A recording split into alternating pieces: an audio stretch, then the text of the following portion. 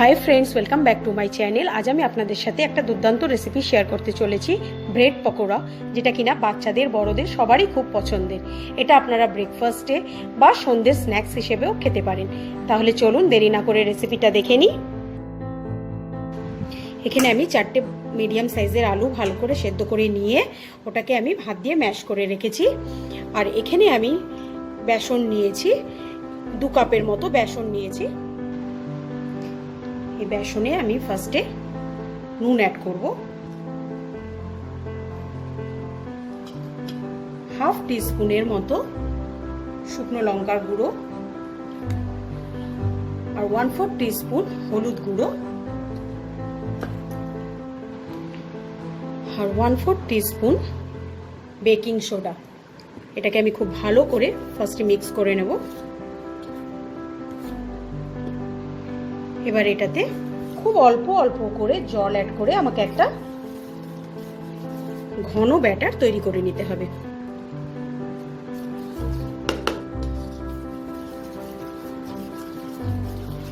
একবারে জল দেব না,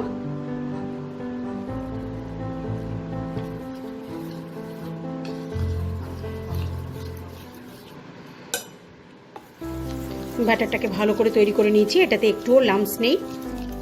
এবার কনসিস্টেন্সিটা এরকম ফ্লোয়িং কনসিস্টেন্সি হবে। এবার এটাকে আমি 15 মিনিট রেস্ট হতে দেবো। এটা যতক্ষণ রেস্ট হবে আমি আলুর স্টাফিংটাকে তৈরি করে নেব।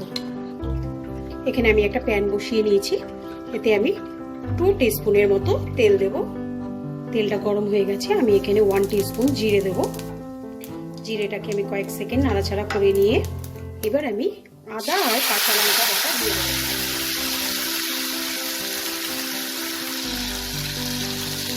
এখানে আমি 1.5 ইঞ্চি মতো আদা আর 4টে কাঁচা লঙ্কাকে মিক্সিতে পেস্ট করে নিয়েছি।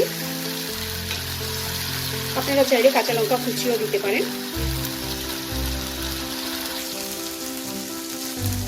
আমি এতে হাফ টিস্পুন জিরে গুঁড়ো, হাফ টিস্পুন হলুদ গুঁড়ো,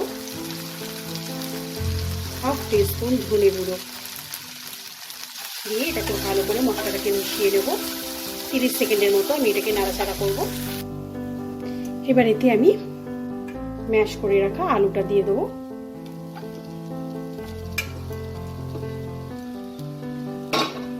আলুটার সাথে মশলাটাকে খুব ভালো করে আমাকে মিশিয়ে নিতে হবে।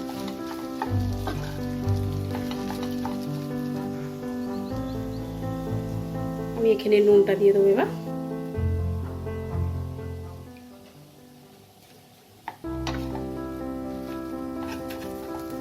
ভালো করে মিশিয়ে এটাকে আমার পুরটাকে তৈরি করে নিতে হবে। পুরটা আমার একদম তৈরি হয়ে গেছে। এটাকে আমি এবারে একটু ঠান্ডা করে নেব। আমি এখানে 4 পিস ব্রেড নিয়ে নিয়েছি। এবার আমি এই আলুর স্টাফিংটাকে একটা ব্রেডের মধ্যে খুব ভালো করে স্প্রেড করে নেব।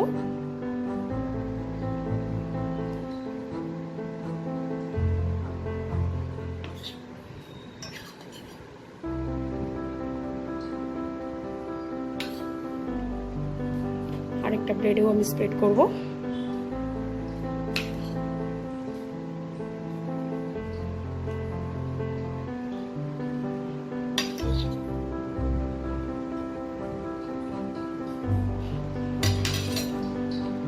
এইবার আরেকটা ব্রেড এর উপর দিয়ে ভালো করে চেপে দেব।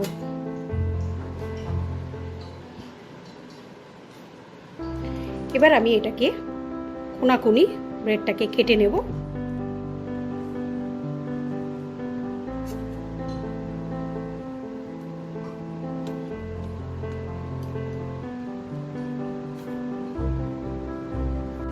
ব্রেডগুলোকে আমি তৈরি করে নিয়েছি।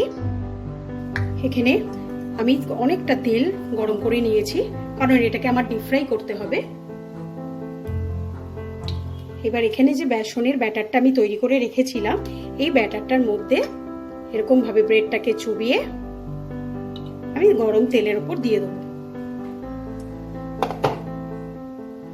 এখানে তেলের মধ্যে আমি ব্যাটারের মধ্যে ব্রেডগুলোকে চুবিয়ে তেলের মধ্যে ছেড়ে দেবো। আমি এখানে একটা একটা করেই ভেজে আপনাদেরকে দেখাবো, কারণ আমার যেহেতু কড়াইটা ছোট।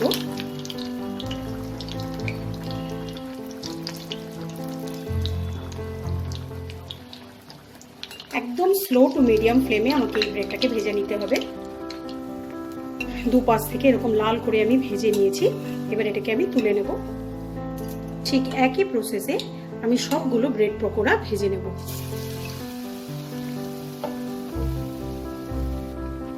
এটাকেও আমি ভেজে নিয়েছি, এটাকে তুলে নেব। ঠিক একইভাবে আমি সবগুলোকে ভেজে নেব। এই ব্রেড পকোড়া আমার সার্ভিং এর জন্য একদম রেডি। এটা আপনারা যে কোনো ধরনের সসের সাথে সার্ভ করতে পারেন। আজকের রেসিপিটা ভালো লাগলে লাইক শেয়ার করতে ভুলবেন না।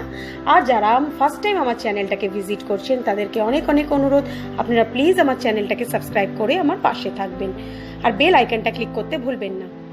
আজকের মতো বিদায় জানিয়ে শেষ করছি। বাই।